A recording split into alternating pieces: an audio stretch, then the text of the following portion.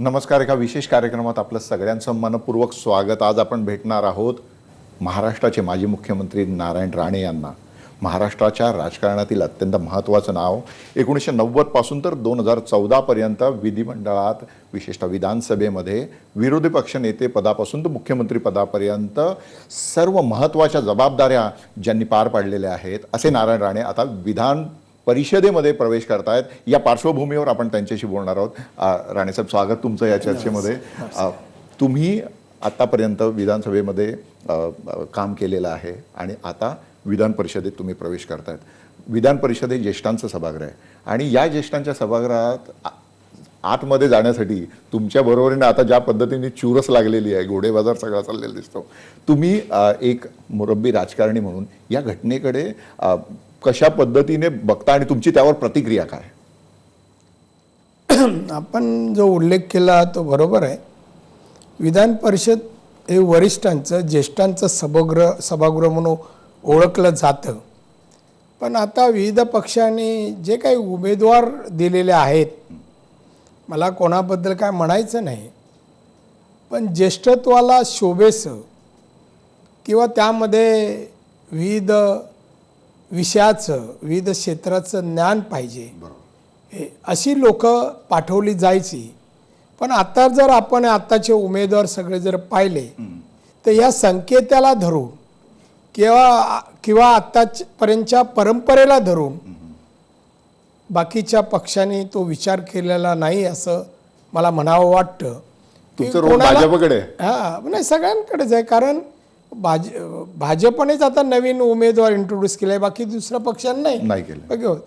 पण हे देत असताना पक्षाने विचार करायला पाहिजे की आपण यांना पक्षाच्या सोयीसाठी पाठवतोय, त्यांच्या उमेदवारांच्या सोयीसाठी पाठवतोय का विधान परिषदेत महाराष्ट्राला काय देणारी, आपल्या विचारसरणीने, ज्ञानाने महाराष्ट्राला काय देणाऱ्या व्यक्तींना पाठवतोय, या विचार पक्षाने करायला पाहिजे असं मला वाटतं. बाळासाहेब भारदे ज्येष्ठ राजकीय विचारवंत होते. त्यांनी विधान परिषद आणि विधानसभा या दोन सभागृहांची तुलना करताना कपबशीची उपमा वापरलेली होती. आणि भारदे बुवा म्हणतात की हे दोन सभागृह म्हणजे एक कप आणि एक बशी आहे, तर एका याच्यामधला चहा, कपामधला चहा बशीत ओतून घेऊन थंड करावा आणि त्यानंतर तो चहा प्राशन करावा. म्हणजे कायदे मंडळाचं काम असं चाललं पाहिजे. आता विधान परिषदेत जी चर्चा चालते किंवा विधान परिषदेतलं जे कामकाज ज्या पद्धतीने चालतात, तुम्ही त्याबद्दल समाधानी आहात का? नाही, दोन्ही सभागृहातल्या कामाच्या दर्जाबद्दल मी समाधानी नाही आहे. गेल्या 5 वर्षाचं पाहिलं तर आणि आत्ताची 2 वर्ष, ह्यामध्ये नवीन येणाऱ्या आमदारांनी विधानसभा, विधान परिषद यांनी आल्यानंतर अभ्यास करणं आवश्यक आहे. बरोबर.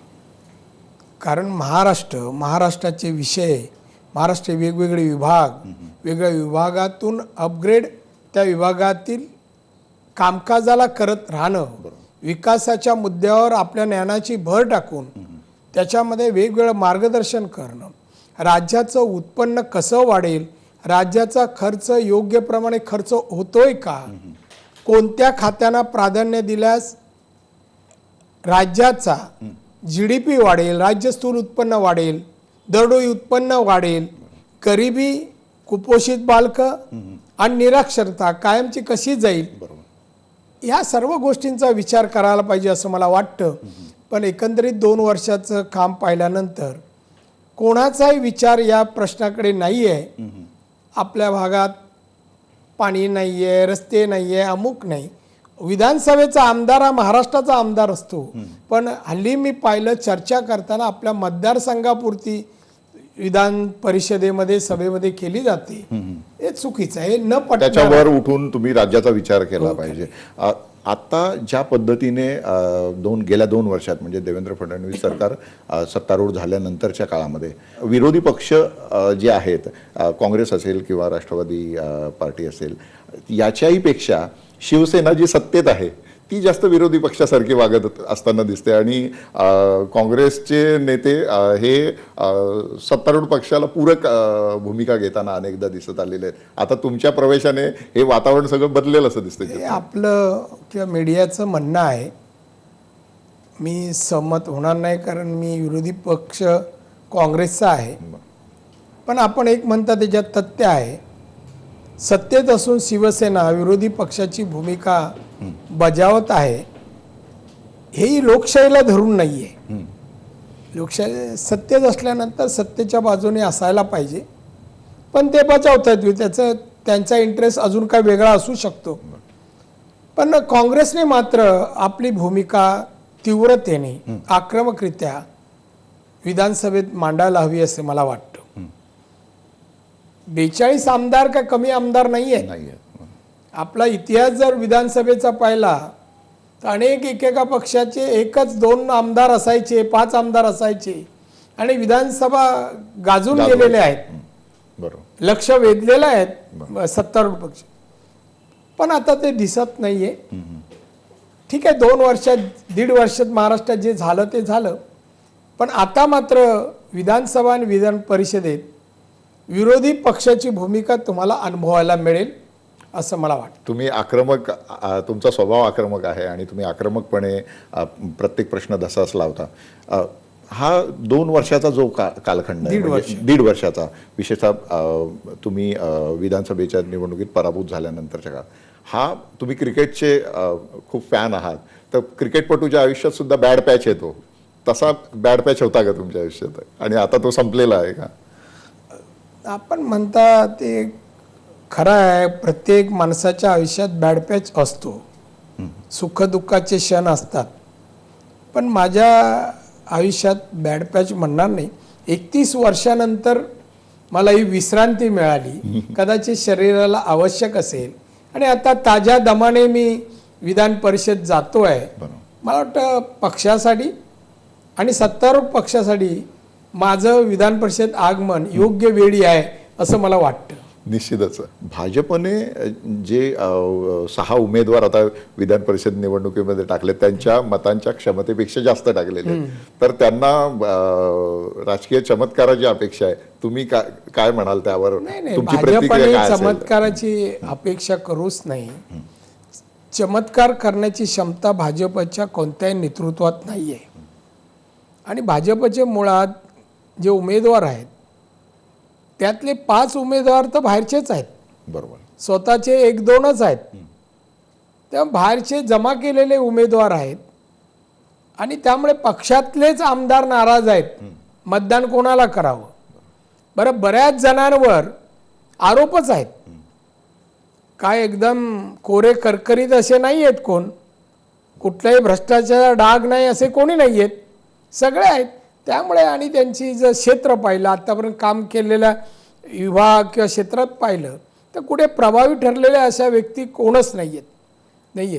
त्यामुळे भाजपाने त्यांना डिफेंड करायला, एक तर विधान परिषद त्यांची मेजॉरिटी नाही आहे, अशाला डिफेंड करायला योग्य माणसं पाठवायला हवी होती. ही काही कमी आहे तसं मानत नाही, पण वरिष्ठ सभागृहाला जशा प्रकारची व्यक्ती असायला पाहिजे होत्या त्या दिसत नाहीत. भाजपचा हा जो पवित्र आहे, बाहेरच्या पक्षातील नेत्यांना आपल्या पक्षात ओढून आणण्याचा, मागच्या लोकसभा निवडणुकीच्या आधीपासून, 14च्या निवडणुकीच्या आधीपासून ते सगळे प्रयत्न सुरू झालेले होते. तुम्हाला सुद्धा ते अप्रोच झाले असतील. गोपीनाथ मुंडे असताना त्याच्या बातम्या खूप मोठ्या प्रमाणात. ठीक आहे, अप्रोच सत्ता आल्यानंतर सगळे पक्ष अन्य काही लोकांना पक्षात घ्यायचा प्रयत्न करतो. हा भाजपने केलेला प्रयत्न आहे असं मी मानत नाही.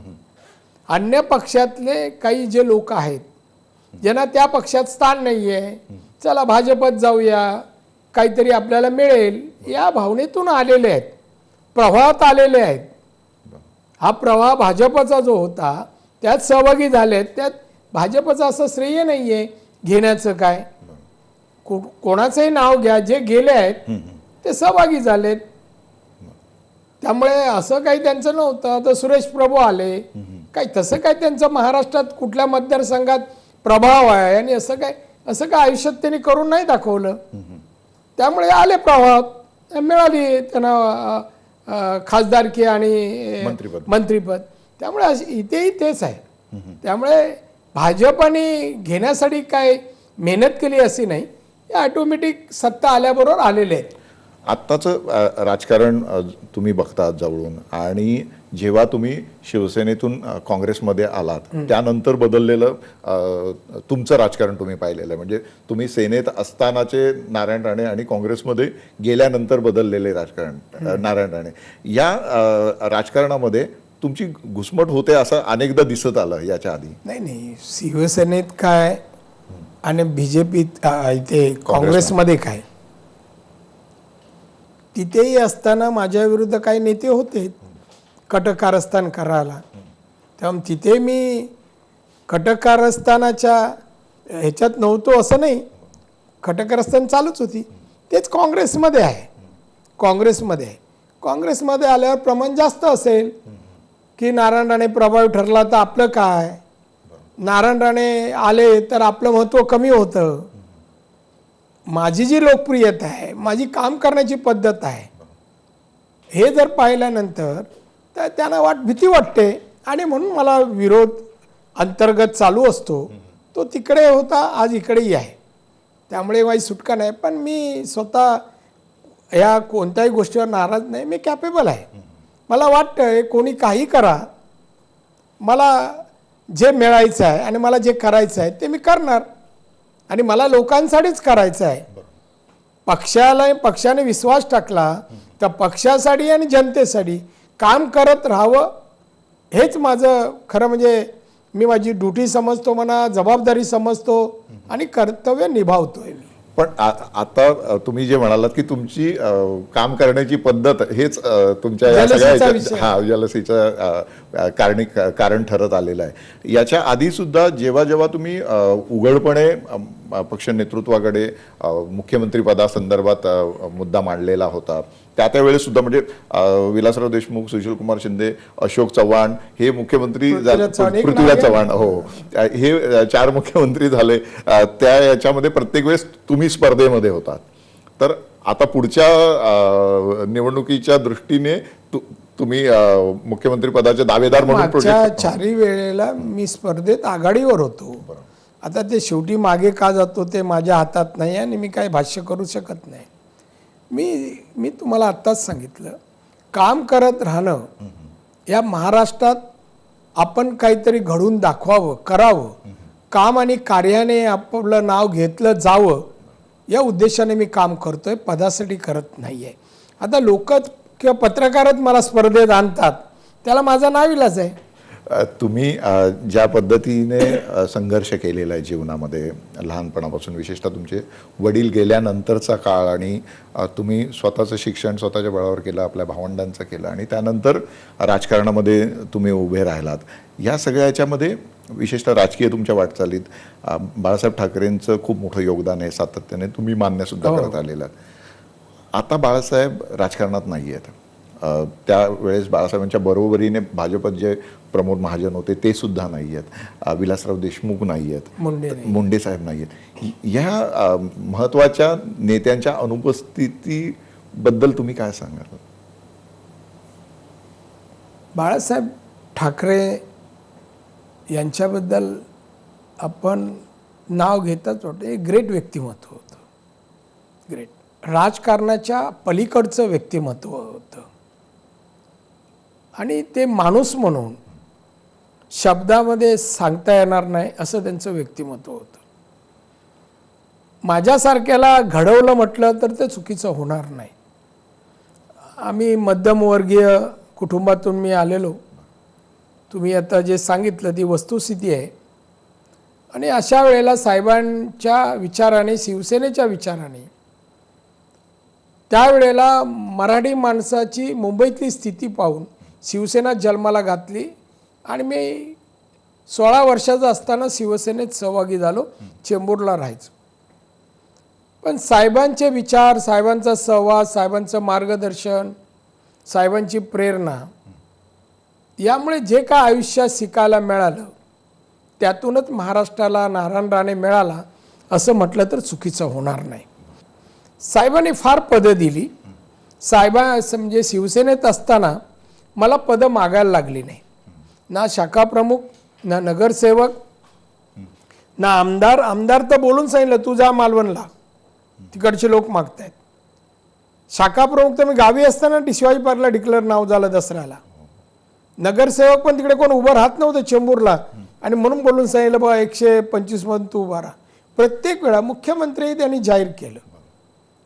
सत्ता आली शिवसेने तेव्हा पहिल्या 7 मध्ये मी होतो.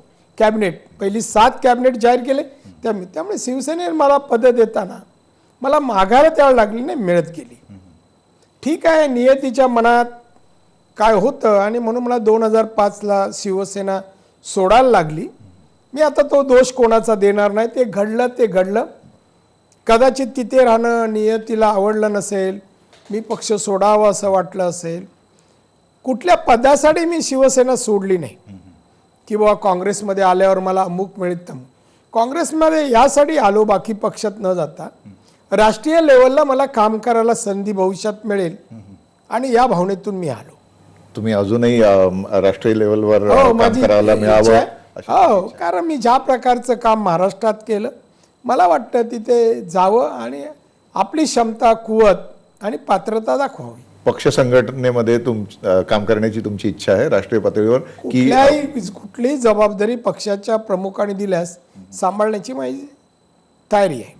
आता तुम्ही बोलत असताना एक खंत व्यक्त केली की काँग्रेसच्या काळामध्ये जे 4 मुख्यमंत्री झाले त्या प्रत्येक वेळेस तुमचं नाव आघाडीवर होतं, मोठ्या प्रमाणात चर्चेत होतं.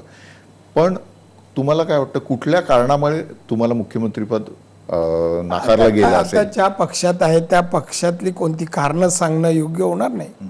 पण मला वाटतं मी काय कारणं म्हणत नाही, पण डावलला एवढंच म्हणेन ते का मला कळलं नाही. पण मी श्रीधर नाईक खून खटल्याचा नाही, त्याचा तो काही संबंध नाही. मी मंत्री यशस्वी होतो, मुख्यमंत्री अल्पकाळ मिळाला तर यशस्वी मुख्यमंत्री होतो. त्यामुळे माझ्याकडे अनुभव नाही की त्या पदाला पात्र नाही असं तर नव्हतं. मी माझी क्षमता महाराष्ट्राला दाखवलेली होती. ठीक आहे, झालं गेलं, आता काय पुढे पाहायचं, मागे पाहण्यात काय अर्थ नाही. तुम्ही आता बाळासाहेबांबद्दल बोलत असताना मला हा प्रश्न सुचला की बाळासाहेबांशी जे तुमचं नातं होतं व्यक्तिगत आणि राजकीय, तसं नातं काँग्रेसमध्ये तुमचं कोणाबरोबर स्थापित झालेलं दिसत नाही. दोन्ही पक्षाची आयडिओलॉजी, धैर्य, धोरण आणि कार्यपद्धती भिन्न आहेत, वेगळ्या आहेत. शिवसेना महाराष्ट्रापुरती असल्याने किंवा शिवसेनेत एक कौटुंबिक वातावरण होतं. आता आहे की नाही मला माहीत नाही. गेट टुगेदर नेत्यांचं कुटुंबाचं व्हायचं, साहेब बोलवायचे, जेवण व्हायचं. हे जो घरोब्याची जी पद्धत होती त्यावेळेला, त्यामुळे शिवसेना एक कुटुंब वाटायचं. प्रत्येक नेता, साहेबांची मुलं, कुटुंब हे आपलं आहे अशी एक भावना मनामध्ये. विशेषतः महासाहेबांची भूमिका यात फार मोठी होती. काही घरात आलं, मिठाई वगैरे आली आणि आम्ही बाहेर बसलो आहे, महासाहेब तो पुढाच घेऊन बाहेर यायच्या, घ्या. प्रवासात जाताना विचारपूस करायच्या, सावकाश जा, गाडी कुठली आहे, कुठे थांबणार आहे, ही सगळी आपुलकीने. काँग्रेसमध्ये तसं काही कोणाबरोबर तुमचं जुळलं नाही? आता मला तर अद्याप दिसलं नाही. पण कुठल्याच पक्षात त्यावेळा शिवसेनेत जो घरोबा होता आणि जे वातावरण होतं ते कुठे दिसत नाही, राजकीय पक्षात दिसत नाही. का राजकीय समीकरणं बदलली की काय पूर्ण? शिवसेनेत राजकीय पण बदलली. संस्कृती नाही, सगळ्यांचीच मी म्हणतो की राजकीय संस्कृती बदलली. आता पक्ष आणि पक्षात राहणं हे वैयक्तिक स्वार्थ झालाय, निष्ठेचा अभाव आहे. काहीतरी करून दाखवलं तर पद मिळतं ही भावना त्यावेळेला होती. आता चापलुसी केलं, नेत्यांच्या बाजूला गोल फिरलं का पदं मिळतात असं मत झालंय. आता पदं अनेक मार्गाने मिळतात, तेव्हा मिळायची नाही. तेव्हा माणसाला काम कार्य करून लोकप्रियता मिळून पद दिलं जायचं. आता ते नाही आहे. तुमच्या बरोबर जे नेते होते, राजन तेलींपासून तर रवींद्र नेता नाही, कार्यकर्ते तुमच्या बरोबरचे जे होते, या सगळ्यांनी तुमच्यापासून दूर जाणं याच्याकडे कसं, ही बदलत्या संस्कृतीचं लक्षण? बदलती संस्कृती आणि स्वार्थ, वैयक्तिक स्वार्थ. ना पक्षासाठी, भाजपसाठी, ना राष्ट्रवादीसाठी, ना काँग्रेससाठी. वैयक्तिक स्वार्थ, स्वतःची ओळख काय नाही. नारायण राणे हीच त्याची ओळख होती, जे काय गेले त्यांची. आणि त्यामुळे आपल्याला काहीतरी मिळवायचं आहे आणि म्हणून गेले. वैयक्तिक काम, कार्य, योगदान काय काही नाही, शून्य आहे. फक्त काहीतरी मिळवायचं. सत्तेत गेल्यावर कोणतरी 2-4 कामं होतात, आपला उदरनिर्वाह होतो आणि म्हणूनच हे गेलेले आहेत. त्याच्या पलीकडे त्यांची उडी काही नाही आहे. पण तुमच्या बरोबरचा जो हा सगळा कार्यकर्त्यांचा वर्ग होता, जे काय आजही आहेत ना. काही गेले असतील 5-10, 100-200 आले ना माझ्या बरोबर. आज काँग्रेसचे सगळे कार्यकर्ते आणि सगळेच पुढारी आहेत ना बरोबर. आणि पूर्वीचेही आहेत आणि आता नवीन भरपूर मिळालेत. आजही मला विधान परिषद मिळावी, काँग्रेसच्या सगळ्या आमदारांनी, सगळ्या नेत्याने, सगळ्या लोकांनी जाऊन सांगितलं दिलेला, राणेनं पाठवा, राणेंची आवश्यकता आहे. म्हणजे माझ्या कार्यकर्त्याने माझ्यातलं प्रेम कुठे कमी झालं नाही. एकाच दुसरा असा निघतो तर मला त्यांच्याबद्दल काही बोलायचं नाही आणि नावही घ्यायचं नाही. पण सेनेतून जे तुमच्या बरोबर त्यावेळेस आलेले होते, आजही आहेत, काही ठराविक पदांसाठी गेले.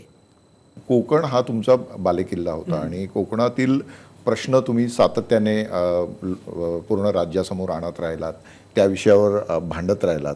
खासदारकी पाठोपाठ म्हणजे निलेश राणे यांच्या पाठोपाठ तुमचा पराभव जो झालेला आहे तो तुमच्या खूप जिव्हारी लागलेला होता. आणि नक्कीच लागेल. एवढं काम केल्यानंतर 25 वर्ष स्वतःच्या पदरच्या पैशानी मी तिथे जे काम केलं, मी तिथल्या एक पैशाचा उशाळे नाही, ना कोणाच्या, ना जेवणाचा, नाही कसला. कोकणात जे काम केलं, कोकणाची इन्फ्रास्ट्रक्चर बघा, रस्ते, पाणी, वीज, शाळा, आरोग्य, सगळं बघा. सिंधुदुर्ग जिल्हा पाहाल असा महाराष्ट्रात एकही जिल्हा नाही.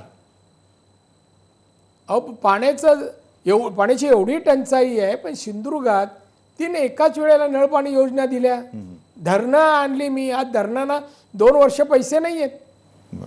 विमानतळ आणला, सी वर्ड आणला मी, 100 कोटी जमा केले होते एक्विशनला.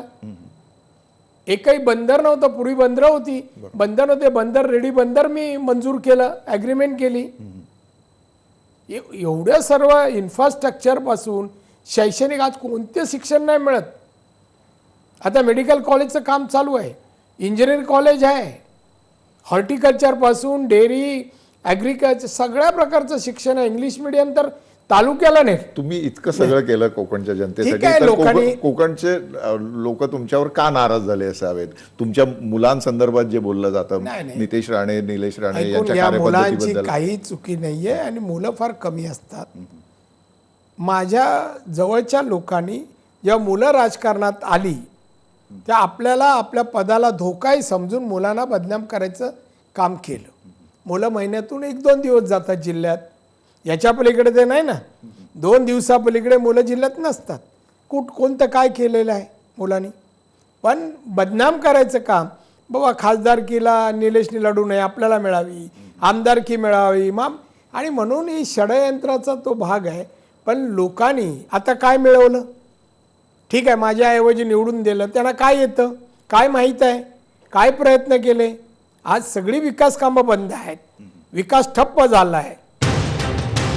1 वर्षाच्या जाहिरातीचे पैसे मराठवाड्याला खर्च करा ना, पिण्याच्या पाण्यासाठी खर्च करा ना, अन्नधान्य जगवा त्यांना.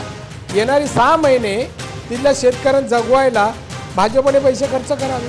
बरं, हे पैसे कुठल्या रिझर्व्ह बँकेतून येतात, कुठल्या बँकेतून येतात? भ्रष्टाचार करत नाही ना. मग निवडणुकीला होणारा खर्च, जाहिरातीतून होणारा खर्च हा कुठून येतो?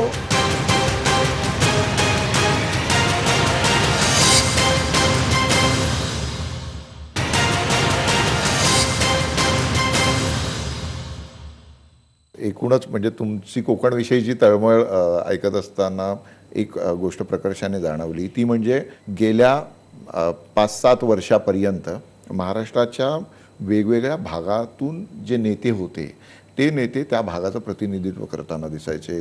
गोपीनाथ मुंडे म्हटलं की मराठवाडा समोर यायचा, तुमचं नाव घेतलं की कोकण समोर यायचा, पश्चिम महाराष्ट्र शरद पवारांचं नाव घेता समोर यायचं.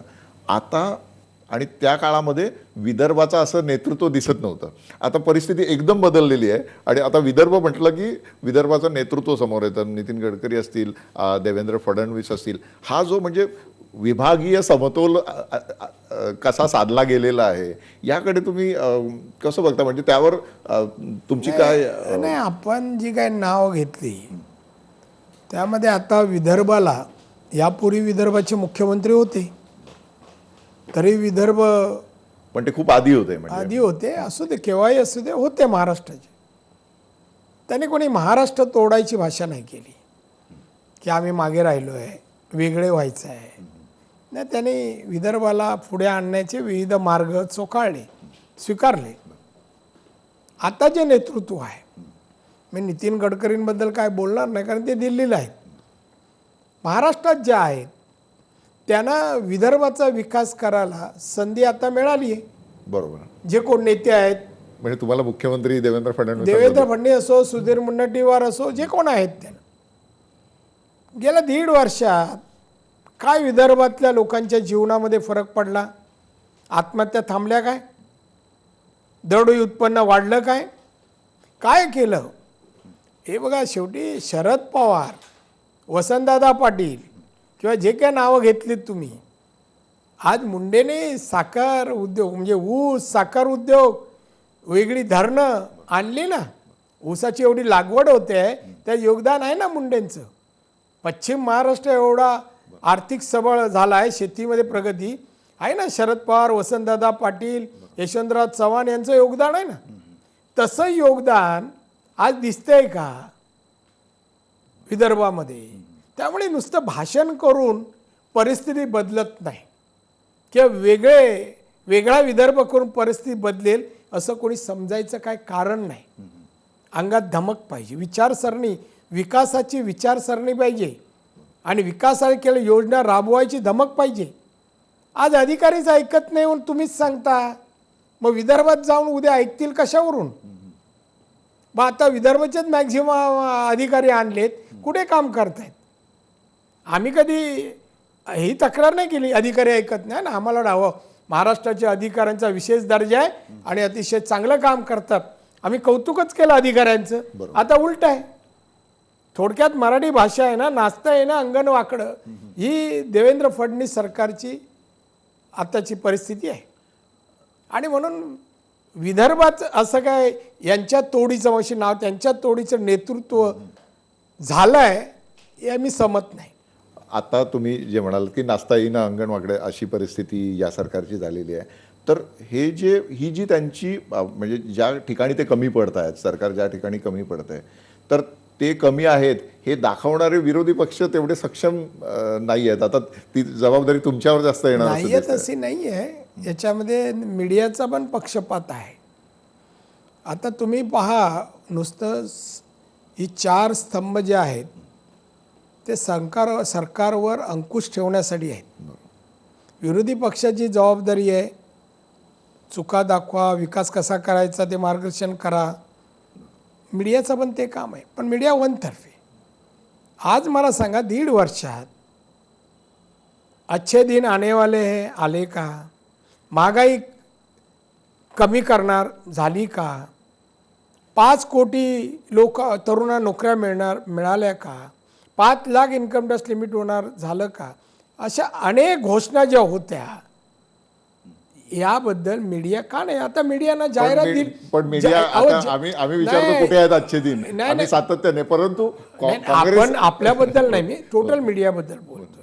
आता काय की जाहिराती, आता एक सांगा, ह्या जाहिराती ज्या आल्या आहेत, देत आहेत, पुढे देणार, 1 वर्षाच्या जाहिरातीचे पैसे मराठवाड्याला खर्च करा ना, पिण्याच्या पाण्यासाठी खर्च करा ना, अन्नधान्य जगवा त्यांना. येणारी 6 महिने तिथल्या शेतकऱ्यांना जगवायला भाजपने पैसे खर्च करावे. बरं, हे पैसे कुठल्या रिझर्व्ह बँकेतून येतात, कुठल्या बँकेतून येतात? भ्रष्टाचार करत नाही ना. मग निवडणुकीला होणारा खर्च, जाहिरातीतून होणारा खर्च हा कुठून येतो? हा प्रश्न कोणीच विचारत नाही. आज सांगा, मराठवाड्यामध्ये प्यायला पाणी नाही म्हणून माणसं मेली आहेत. ही काय भूषण नाही देवेंद्र फडणवीसना? राज्याचा मुख्यमंत्री असताना पाणी नाही म्हणून लोक मरतायत, अन्न नाही म्हणून मरतायत, कर्जापुढे आत्महत्या करतायत. त्यामुळे या गोष्टी नाही, या गोष्टी पाहिलं, पण हे प्रश्न उचलले पाहिजे ना मीडियाने विरोधकांनी, आता विरोधकांचं मी काय बाजू घेत नाही, त्यांचं पण चुकतंय. आणि तुम्ही जो शब्दरोग केलात सत्तारूढ लोकांबरोबर, हे काम नाही. म्हणजे हे पक्षाच्या धैर्य धोरणाच्या विरोधात आहे. तुम्ही मुख्यमंत्र्यांची सख्य करायचं आणि विरोध करायचं नाही, हे बरोबर नाही. लोकशाही सत्ता आणि विरोधक, सत्तारूढ विरोध एका नाण्याच्या दोन बाजू आहेत. ती बाजू दिसली पाहिजे. आणि मी तर 6 वर्ष दाखवलेली आहे तुम्ही विरोधी पक्षनेते असताना तुम्ही दाखवलेली आहे. आणि आताही बघा, पाहाल तुम्ही, आता तुम्ही तयार झालेले आहात. आता तुमच्या केंद्रीय नेतृत्वामध्ये नव्याने बदल होण्याची चिन्ह दिसू लागलेली आहेत. राहुल गांधी अध्यक्षपदावर येतील. याच्या आधी सुद्धा तुम्ही राहुल गांधींच्या नेतृत्वाबद्दल तुमचं मत मोकळेपणाने दिलेलं होतं. आता तुम्ही या नव्या बदलाच्या मी राहुल गांधींच्या नेतृत्वावर बोललो नाहीये. कोणीतरी परवा पण असं म्हणाले. मी कधीही आमच्या वरिष्ठांबद्दल भाष्य करत नाही. आज त्यांना अध्यक्ष करण्यासंबंधी पक्ष घेईल तो निर्णय मला मान्य आहे, मला आनंद आहे त्याच्यात. शेवटी नेतृत्व बदल ही काळाची गरज असते. आज पक्षाला म्हणजे सोनिया गांधी जर 20 वर्ष अध्यक्ष असतील तर आज न उद्या त्या बदलणार. आणि मग तरुण नेतृत्व येत असेल तर देशाला आवश्यक आहे, पक्षाला आवश्यक आहे. पक्षाला उभारी घ्यायची असेल तर नवीन नेतृत्व, तरुण नेतृत्व यायला पाहिजे. प्रियांका गांधी यांच्यासाठी सुद्धा काँग्रेसचे नेते आता मला त्यांच्याबद्दल कामी अजून भेटलोही नाही आहे, त्याबद्दल मला काही जास्त माहिती नाही आहे.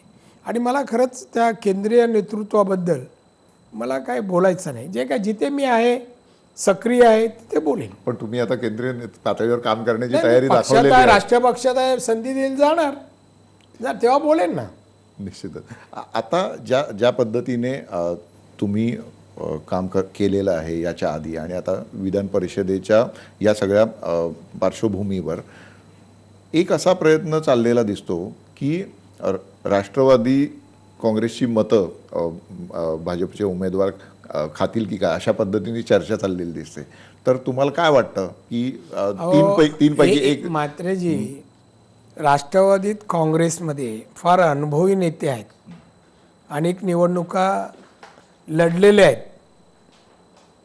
आणि आमदार ना पक्षाचा व्हीपपणा, पक्षाची विजयाची जबाबदारी म्हणा आमदारांकडे. जर राष्ट्रवादी आणि काँग्रेसची मतं BJP घेऊ शकते तर आम्ही नाही BJPची मतं घेऊ शकत. आत्ताच आमच्याकडे अनेक BJPचे आमदार संपर्कात आहे. किती? नाही ते नाही सांगत, संपर्कात आहे. साहेब भेटायचं का, बोलायचं का? तर मी म्हटलं थांबा जरा, काय होतं ते पाहू ना. बिनविरोध झाली तर नाही. आजही BJPचे अनेक आमदार संपर्क करतायत. आता आमचे संबंध आहेत जुने, त्यामुळे असं त्यांनी समजू नये. राष्ट्रवादीची आमची दोघांची मतं 3 आमदार निवडून येतील एवढे आहेत. आणि ते जर का असं करतील तर BJPची 1 जागा कमी होईल. शिवसेनेचे ठाण्यातले जे उमेदवार आहेत रवींद्र फाटक आणि त्यांच्यासमोर तुमचे मित्र आहेत वसंत डावखरे, तर त्या निवडणुकीमध्ये सुद्धा भरपूर चुरशीचं वातावरण आहे सध्या. नगरसेवकांना दुसरीकडे घेऊन गेले होते गोव्यामध्ये आणि त्या सगळ्या याच्यात शरद पवार म्हणाले होते की गोवा कणकवलीच्या जवळ आहे. तर काय झालं त्या सगळ्याच्या? काय झालं, मला त्या निवडणुकीत स्वतःहून काय, मी काँग्रेस पक्षाचा सपोर्ट म्हणा, पाठिंबा डावखरेंना आहे. डावखरेंसाठी 2 सभा मी घेतल्या. पूर्णपणे सगळी ताकद डावखरेंच्या मागे उभी करणं मला बैमानी आवडत नाही. एका पक्षात असताना दुसऱ्या पक्षाचा मतासाठी विचार करणं, आपण करायला लावणं, हे मला आवडत नाही. त्यामुळे जिथे असतो तिथे 100% प्रामाणिक असतो आणि माझ्याकडून कोणी अशी अपेक्षा करू नये. मी जे पेरतो ते चांगलं पेरतो, नको ते जात नाही आणि मला आवडत नाही. ते आपल्यावर कोणी बोट दाखवावं अशी मी माझी प्रतिमा घडवली नाही. जे आहे ते रोखतो. काही फायदा हो तोटा हो, माझी तयारी आहे. जे होईल त्याला सामोरं जाण्याची. आता नव्याने ज्या पद्धतीने राजकीय समीकरणं झाली, म्हणजे भाजपमध्ये हे बाहेरून जे उमेदवार त्यांनी आणले, त्याचा प्रभाव या निवडणुकीत किती दिसेल आणि आगामी महापालिका निवडणुकीत त्याचं कसं नाही, प्रत्यानंतर? तुम्हाला एक सांगतो, ही जी खेळी आहे बीजेपीची, या अंगलट येणार आहे. त्यांचे आमदारच या बाहेरच्या उमेदवारांना कितपत मतं देतील हा प्रश्नचिन्ह आहे. प्रश्नचिन्ह आहे, नाराजी आहे. आणि भाजपच्या आमदारांमध्ये ओरिजिनल बीजेपीचे किती आहेत हो? ते पण आमदार मागच्या निवडून गेले, ते पण बाहेरचे आहेत. मग ते त्यांचे हितसंबंध जोपासणार आता, का तुम्ही पक्षाचे उमेदवार देत नाही, तुम्ही बाहेरून आणता. ही अशीच नाराजी एकनाथ खडसे आणि यांनी सुद्धा सगळ्या कोणत्याही पक्षापेक्षा बीजेपीत अंतर्गत नाराजी जास्त आहे. एकनाथ खडसे यांच्या निमित्ताने त्यावर जास्त चर्चा चालू आहे. एकनाथ खडसे खडसे त्यांच्या पक्षाचं ते पाहतील, पण आज सांगतो आमदारांमध्ये असंतोष भाजपमध्ये जास्त आहे. महसूल मंत्री म्हणून तुम्ही पण काम केलेलं आहे आणि आता एकनाथ खडसे ज्या पद्धतीने वादामध्ये अडकलेले आहेत, त्यावर तुमची काय प्रतिक्रिया आहे? नाही, प्रतिक्रिया काय, आता ते जे काय त्यांच्यावर आरोप आहे त्याचं खंडन त्यांनी करावं. चौकशी नेमलं आहे, त्यातून त्यांनी बाहेर यावं. पण कुठलाही मंत्री त्यांनी जबाबदारीने वागलं पाहिजे. आपल्या खात्यामध्ये आपणच स्वतः जमिनी आणि हे ते व्यवहार होऊ नयेत असं मला वाटतं, घेऊ नये. मी मोर दॅन 10 years 10 वर्षापेक्षा जास्त महसूल मंत्री होतो, पण मी ह्या गोष्टी वैयक्तिकरित्या कोणत्या केल्या नाही. कधीही माझ्याविरुद्ध असे आरोप मला झाले नाही माझ्याविरुद्ध. आणि खडसे एक सिनियर माणूस आहे, माझ्याही मंत्रिमंडळात होते. कदाचित त्यांच्या अंतर्गत वादामुळे त्यांना टार्गेट केलं असेल, तेही असू शकतं. मंत्रालयातच त्यांचा PA पकडला जातो. मला ह्या गोष्टी आश्चर्य वाटतात. त्यांच्या अंतर्गत वादाचं हे टार्गेट एकनाथ खडसे असतील. एकनाथ खडसेंनी सातत्याने आपल्या भूमिकेचा पुनरुच्चार केलेला आहे आणि आता त्यांनी थेट बंडाचं निशाण फडकवलेलं आहे. त्यांच्यावर जर कारवाई झाली तर या निवडणुकीत त्याचं गणित कशी बदलतील किंवा काय काय होईल तुम्हाला? कारण आज मुख्यमंत्री तिकडे गेलेले आहेत. नाही, ते ठीक आहे, ते दिल्लीला जातील. ते दिल्लीचंच म्हणजे अमित शहा आणि मोदीच महाराष्ट्र चालवत आहेत. त्यामुळे महाराष्ट्राच्या विरोधात जेवढं काय करता येईल तेवढे मोदी साहेब आणि अमित शहा करतायत. पहा ना, आपली रिझर्व्ह बँकेचं कार्यालय नेलं, इथे ठाण्यामध्ये प्रशिक्षणचं हे ते पण गुजरातमध्ये नेलं. आता तर पाणी नर्मदाच्या पाणी वाटपाचं 5 TMC पाणी ते पण गुजरातकडे वळवलं. तिथून आदेश आला, काय सही करायचं काम देवेंद्र फडणवीस करतात. भले महाराष्ट्राच्या विरोधात जरी काय असेल आणि गुजरातच्या फेवर असेल, सही करतात. मुंबईसह आता ज्या मोठ्या महापालिकेच्या निवडणुका येऊ घातलेल्या आहेत, म्हणजे मिनी विधानसभा आहे, त्या सगळ्या पार्श्वभूमीवर तुमची रणनीती काय असेल? कारण खडसेंनी परवाच IBN लोकमतला मुलाखत देताना सांगितलं की सेना आणि भाजप एकत्र निवडणुका लढतील असे काही चिन्ह नाही आहेत. तर या सगळ्या पार्श्वभूमीवर काँग्रेसची भूमिका काय असेल? नाही, काँग्रेसची भूमिका निवडणुका जिंकण्यासाठी लढण्याचीच आहे. आता याबरोबर राष्ट्रवादी आणि काँग्रेस एकत्र यावं का, हा हायकमांडचा प्रश्न आहे. किंवा प्रदेश अध्यक्ष आणि मुंबईचे अध्यक्ष मिळून ठरवतील काय. पण ही निवडणूक ज्या वातावरणात होईल पुढच्या येणाऱ्या फेब्रुवारीत, तेव्हा मला तर वाटतं या निवडणुकीत फार रंगत येणार आहे.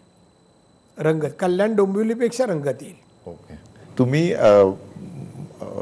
मुख्यमंत्री असतानाच्या वेळेस शिवसेने ज्या पद्धतीचं वर्क कल्चर होतं, तुम्ही त्या सगळ्या गोष्टी जवळून बघितल्या आणि मनोहर जोशी मुख्यमंत्री असताना भाजपबरोबर जे संबंध होते, याची जरा तुलना करताना एक गोष्ट लक्षात येते की मनोहर जोशी भाषण करताना प्रत्येक वेळेस म्हणायचे की पुढच्या वेळेस सुद्धा शिवसेनाच सत्तेवर येईल आणि मुख्यमंत्री शिवसेनेचा असेल आणि गोपीनाथ मुंडे उपमुख्यमंत्री असतील. तर आता चित्र बदललेलं आहे. आता भाजपचा मुख्यमंत्री झालेला आहे आणि शिवसेना दुय्यम स्थानावर गेलेली आहे. हे ही सेनेवर ही परिस्थिती कशामुळे आली? आता ही परिस्थिती आली आहे असं मी म्हणणार नाही. उलट तर साहेब नसताना 63 जागा शिवसेनेने काढल्या या कमी नाहीत ज्या वातावरणात मोदी लाटेमध्ये, त्यामुळे ते कमी नाही आहेत. आता सत्ता परत मिळवणं तेव्हाही युतीचीच सत्ता होती, बरोबर. युती एकटे शिवसेनेची नव्हती. आणि त्यामुळे मोदींच्या लाटेमुळे त्यांचे 123 भाजपचे आमदार आले आणि त्यामुळे त्यांची सत्ता आली. पण आता 1.5 वर्षातच वातावरण असं आहे, 1.5 वर्षात, की भाजप परत महाराष्ट्रात येत नाही. भाजपची सत्ता लोकांना नको आहे. ज्या प्रकारे सत्ता, कारभार, भ्रष्टाचार, भ्रष्टाचार एवढा आहे. मोदी ते जाहिराती सांगतात भ्रष्टाचार एकही झाला नाही. अरे काय, किती खोटं बोलायचं. राज्यापुरतं बोलायचं तर शिवसेनेला सुद्धा भाजपबरोबर राहायची इच्छा नाही, असं इच्छा नाही. सातत्याने भ्रष्टाचारामुळे नुसते ओरबाडे चालले. तो तहसील कार्यालय घ्या, प्रांत कार्यालय घ्या, मंत्री घ्या, मंत्र्यांचा एक कलमी कार्यक्रम आहे. पैसे मिळवा, आबा पुढच्या वेळेला आपलं येणार नाही, आपल्याला बदलतील, एक कलमी कार्यक्रम आहे. महाराष्ट्रात मध्यावधी निवडणुका लागतील. आता आपण जो FSI वाढवला, कोणतं निकष काय हो FSI वाढवायला? काय इन्फ्रास्ट्रक्चर अपग्रेड झालं? एक तर आजही इन्फ्रास्ट्रक्चरमध्ये ते नाले असतील, भुयारी म्हणजे ड्रेनेजची व्यवस्था असेल, पिण्याचं पाणी असेल, वीज असेल, सगळंच अपुरं आहे. मग एवढे FSI वाढवणे कोणासाठी, कशासाठी? नॉन डेव्हलपमेंट झोन रेसिडेन्शियल का केला, कोणासाठी? हे फुकट झालं का? या तुम्ही पाटबंधारेची चौकशी करता, ह्याची पण चौकशी लावा ना. FSI वाढवला, हा कशासाठी वाढवला, कोणासाठी वाढवला आणि काय साध्य केलं? याच्यात फार मोठा भ्रष्टाचार आहे. सेना भाजपात जो अंतर्गत संघर्ष आहे याच्यामुळे मध्यावधी निवडणुका लागतील असं तुम्हाला वाटतं का? मला नाही वाटत. हे लाथाड्या एक दुसऱ्यांना लाथाड्या मारत राहतील, सत्य असून दूर जाणार नाही. शिवसेना खरंच वेगळा विदर्भ त्यांना नको असेल तर आत्ताच सत्य बसून बाजूला व्हायला पाहिजे. अखंड महाराष्ट्र राहायचा असेल आणि राहावा असं शिवसेनेला वाटत असेल तर ज्या वेळेला मुख्यमंत्री बोलले स्वतंत्र विदर्भ देणं आहे भाजपचं, म्हणजे कमिटमेंट आहे, त्याच क्षणी सांगायचं तुम्ही जा, आम्हाला नाही राहायचं तुमच्याबरोबर. काय मंत्री, कोण मंत्री, त्यांच्या शिवसेनेचे मंत्री काय प्रभाव आहे का हो? काय करतायत? बस शिवसेनेचा नावलौकिक वाढेल असं त्यांच्याकडून काय होत आहे का सांगा? नाव घ्या हो मंत्र्यांचं, नाव तर लोकांना माहीत आहेत का? आणि आहे ते काय कानफाडे लोक आहेत, काही आहेत ते जे काय आता शिवसेना साहेबांमुळे म्हणा, साहेबांनी जे पेरलं, उद्धव ठाकरे आता मेहनत करतायत, त्यामुळे तुम्हाला हे चित्र दिसत आहे आणि लोकांना वाटतंय बा असायला पाहिजे. पण या मंत्र्यांमुळे उलट मतं कमी होत आहेत त्यांच्या वागणुकीमुळे. निर्णय क्षमता नाही हो यांच्याकडे, काय नाही यांच्याकडे. आत्ता तुम्ही म्हणालात की सेनेचं हे जे बदललेलं चित्र आहे, भाजप मधील सुद्धा मंत्र्यांबद्दल तुमची काय म्हणजे तुम्हाला काय वाटतं त्यांच्याबद्दल? तुम्हाला या मंत्रिमंडळातला सगळ्यात कार्यक्षम मंत्री कोण? नाही, या असं सांगता येणार नाही. एकही मंत्री रूल्स ऑफ बिझनेस प्रमाणे जनतेसाठी प्रभावी काम करतो आहे, राज्याच्या हिताचे निर्णय घेतो आहे. हिताचे म्हणजे जनतेच्या असं कुठे दिसत नाही. तिजोरीत खटखडाट म्हणतात, मग तिजोरीत पैसे येऊन पडण्यासाठी रिसोर्सेस मोबिलाइज कोण करणार? मंत्र्यांनी करायला पाहिजे, सरकारने करायला पाहिजे. का करत नाही? का करत नाही? प्रत्येक वेळ उठतात दिल्लीत जातात. तुम्ही LBT माफ करू शकता ठराविक लोकांसाठी, ते पैसे खर्च करू शकता. मग दुष्काळासाठी का नाही? पाण्यासाठी का नाही? चाऱ्यासाठी का नाही? अन्न धान्य बी बियाणं खतासाठी शेतकऱ्यांना का नाही? कर्जमाफी का नाही? का नाही कर्जमाफी? म्हणजे धनदांडग्यांना एक निर्णय आणि गोर गरिबांना, शेतकरी मेहनती आणि मजुरांना एक नाही. हे सरकार वाटत नाही लोकांना आपलं सरकार आहे.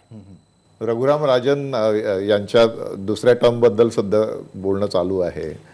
खरं मी सांगू, रघुराम राजन, मी जे काय वाचतो त्यांचं, मी कधी भेटलं नाही पण वाचतो, एक हुशार विद्वान माणूस आहे, एक तज्ज्ञ माणूस आहे या क्षेत्रातल्या. देशातली तज्ज्ञ मंडळी ही देशाचं ॲसेट असतं, त्यांना सांभाळायला पाहिजे, त्यांच्या बुद्धिमत्तेचा उपयोग देशासाठी करून घ्यायला पाहिजे. तुमचा पक्ष त्यांच्या बुद्धिमत्तेचा उपयोग करून घेणार अशा सुद्धा बातम्या आहेत सध्या. हा, तर ही मंडळी त्यांना परत पाठवायला चालले. हे जरी ह्याने आता त्यांना एक्सटेन्शन दिलं तर ते घेणार नाहीत. वागणूक ज्या प्रकारची दिली आणि बीजेपी मध्ये त्यांनी तसं सुतोवाच आणि मी केलेला आहे. तुम्हाला सांगतो, बीजेपी सरकार, केंद्र, राज्य, शासकीय अधिकाऱ्यांना मान सन्मान नाही, त्यांचा अपमान करायचा, चुकीच्या पद्धतीने वागवायचं हे चाललंय. कोणी अधिकारी समाधानी नाही काम करायला. आणि फार मोठा RSSचा डिस्टर्बन आहे प्रशासनामध्ये. कशा पद्धतीने राष्ट्रीय काय स्वयंसेवक संघ थेट त्याच्यात सहभागी आहे का? आहे ना, प्रशासनामध्ये त्यांनी माणसंच पेरली आहेत. मुख्यमंत्र्यांच्या कार्यालयात नाही का, तुमच्या सगळ्या मंत्र्यांच्या कार्यालय आहे RSSचा. खरं म्हणजे हे कधीच नव्हतं हो भारतात. थेट हस्तक्षेप राष्ट्रीय स्वयंसेवक संघाचा आहे असं तुम्ही म्हणता, परंतु जर मंत्र्यांची पार्श्वभूमीच ती असेल तर तेच लोक त्यांच्याबरोबर येणार ना. आता मंत्री कॅपेबल नसतात म्हणून हे लोकांचं फावत आहे ना. मंत्री बोले बा मी मंत्री, मी निर्णय घेणार, मला असं काम करायचंय, तुम्ही डिस्टर्बन नको. मंत्री पॉवरफुल आहे, मंत्र्यांनाच काही कळत नाही. आता 1.5 वर्ष झालं, आता फाईलमध्ये निर्णय घेऊ शकत नाही, PH निर्णय घेत आहेत. मुंबईत नवीन ऑफिसं उघडली गेली आहेत मंत्र्यांची, तिथून आदेश येतात, हे करा ते करा. लोक भेटली काय? म्हणजे मंत्रालयातून कारभार चालत नाही असं तुमचं आता म्हणणं आहे. प्रायव्हेट ऑफिसच म्हणून चालायला लागलाय.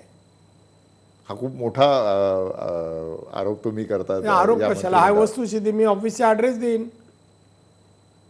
मग तुम्ही विधान परिषदेत म्हणजे या सगळ्या गोष्टींची चर्चा करणार? आणणार म्हणजे काय?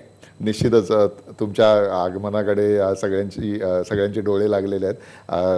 राणेसाहेब धन्यवाद. आपण IBN लोकमतला मुलाखत दिली. थँक्यू, आभारी.